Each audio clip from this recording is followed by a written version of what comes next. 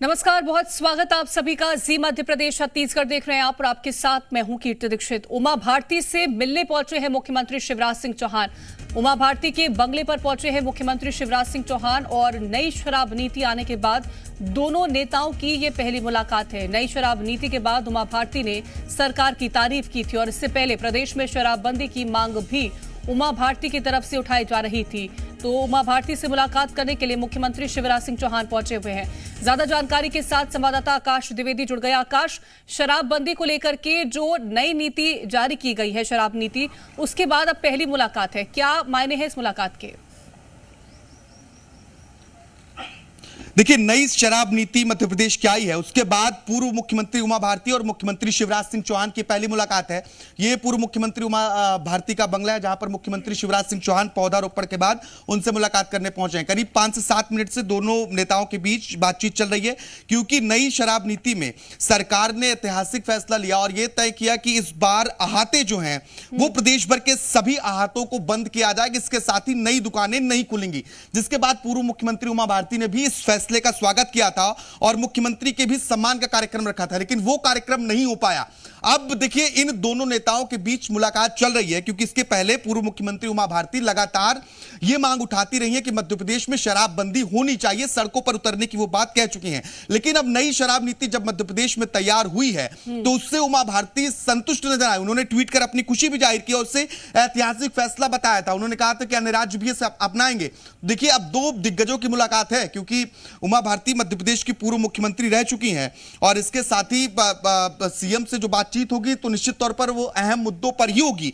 इसके साथ ही कयास ये भी है कि प्रीतम लोधी से जुड़े मामलों पर भी उमा भारती से मुख्यमंत्री शिवराज सिंह चौहान चर्चा कर सकते हैं, जिस तरीके से उनकी बीजेपी में वापसी की बात चल रही है। हालांकि नई शराब नीति की पहले हमने देखा कि कई बार उमा भारती जो है वो शराब दुकानों पर पत्थर चला चुकी हैं। इसके अलावा भोपाल में वो एक मंदिर में बैठ गई थी और कई तरह की तस्वीरें देखने को मिली थी। इसके बाद अब देखिए ये मुलाकात और आगे क्या बातचीत होती है और क्या निकलकर सामने आता है, ये देखना अहम होगा कि किन मुद्दों पर बातचीत हुई है, क्योंकि ये मुलाकात अहम मानी जा रही है। अब तक शराब नीति जो आई थी उसके बाद ये पहली बातचीत है दोनों नेताओं के बीच। इसके पहले भी उमा भारती लगातार ये कहती रही कि उनकी सरकार से बातचीत चल रही है इस दिशा में कि नशे को किस तरीके से हतोत्साहित किया जाए। और इसके बाद जो ये नई शराब नीति बनकर जब सामने आई, जिसमें बड़ा फैसला लिया गया कि आहतों को बंद किया जाएगा, जो शराब दुकानों के पास में बैठकर शराब पीने की व्यवस्था होती है उसे खत्म करने की तैयारी में सरकार आई। इसके साथ ही शैक्षणिक संस्थानों, मंदिरों के अलावा तमाम जो अन्य संस्थान हैं उनसे शराब की दुकानों की दूरी तय की गई और इस नीति में तमाम अहम बदलाव किए गए हैं। तो ये मुलाकात बहुत अहम है। नई शराब नीति के बाद अब आगे क्या बातचीत होती है ये देखना अहम होगा। जब शराबबंदी की मांग उमा भारती उठा रही थी तो कहीं ना कहीं टकराव की भी जानकारी निकल के सामने आ रही थी। कहा जा रहा था कि एक तरफ मुख्यमंत्री कहते हैं कि हम शराबबंदी को लेकर के विचार कर रहे हैं, लेकिन किसी तरह से ठोस कदम नहीं उठा रहे। वो टकराव के बाद क्या अब ये नीति आने के बाद थोड़ा सा आपसी मेलझोल जो है वो बढ़ाने की कोशिश दोबारा हो रही है? निश्चित तौर आपसी मेलजोल तो बढ़ ही रहा, क्योंकि मध्य प्रदेश में विधानसभा चुनाव है, बहुत कम वक्त है, तो ऐसे में सभी नेताओं को साथ लेकर पार्टी को चलना है। हालांकि उमा भारती इस बात को लगातार जिक्र करती रही हैं कि उनकी सत्ता और संगठन से बातचीत चल रही है और वो उनके संपर्क में। इसके साथ ही सरकार नशे को हतोत्साहित करने में कदम उठा रही है। यही कारण है कि हमने 2 अक्टूबर को नशा मुक्ति अभियान को लेकर बड़ा कार्यक्रम देखा था, जिसमें पूर्व मुख्यमंत्री उमा भारती खुद पहुंची थी।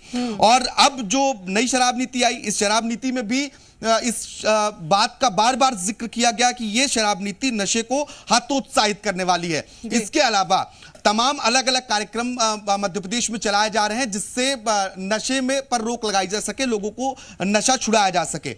और अगर हम फिलहाल की बात करें तो देखिए, जो शराब से राजस्व की आय है वो अन्य राज्यों की तुलना में मध्य प्रदेश में कम है, चाहे वो उत्तर प्रदेश हो या फिर अन्य राज्य हो। इन राज्यों से मध्य प्रदेश को शराब से कम आय होती है। तो अगर एमपी में शराबबंदी जैसा निर्णय लिया भी जाता है, क्योंकि जब कैबिनेट की बैठक हुई तो यह बात उस वक्त सामने आई थी, तो बहुत ज्यादा मध्य प्रदेश को नुकसान नहीं होने वाला है। हालांकि फिलहाल सरकार की नीति यह है कि किसी भी तरीके से नशे को हतोत्साहित किया जाए और लोग नशा ना कर सकें, इसके पीछे ध्यान दिया जाए। यह बात कैबिनेट की बैठक में नई शराब नीति के वक्त भी सामने आई थी और इस बात पर मंत्रियों से चर्चा की गई थी। और जब नई शराब नीति आई तो उस वक्त हमने देखा था कि उमा भारती ने इसे ऐतिहासिक फैसला बताया था और यह भी कहा था कि अन्य राज्यों को इस शराब नीति को अपनाना होगा, क्योंकि पहली बार ऐसा हुआ है जो प्रदेश में आहतों को बंद करने का निर्णय लिया गया है। है, क्योंकि हाथों से कई बार महिलाओं को बहुत ज्यादा समस्याओं का सामना करना पड़ता है।